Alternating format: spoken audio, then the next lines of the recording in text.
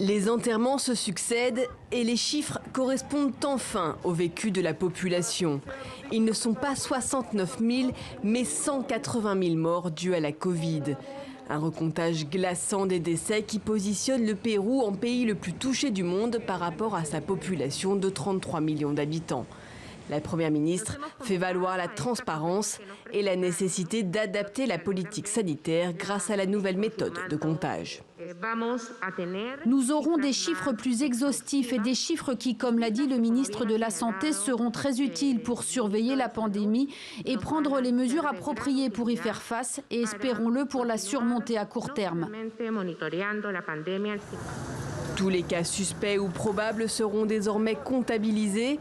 Un conseil d'experts a proposé de modifier les critères qui jusqu'ici ne prenaient en compte que les victimes testées positives. Or, le pays ne dispose pas des capacités suffisantes pour tester la population. Les Péruviens semblent atterrés. Il n'y a pas eu de bonne gestion de la part de l'État, ni d'honnêteté de la part du ministère de la Santé, qui aurait dû rapporter le vrai nombre de décès à la population, afin que les gens soient vraiment conscients de ce qu'il se passe dans notre pays. Il n'a pas été possible de contrôler la pandémie, parce que nous avions un système de santé précaire avant cela. Donc, quand un système de santé n'est pas bon, avec n'importe quelle endémie ou pandémie, le système de santé s'effondre. Le nombre de patients infectés admis dans les hôpitaux diminue, mais les services restent surchargés.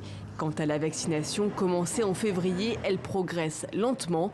Seuls 5% des Péruviens ont reçu au moins une dose.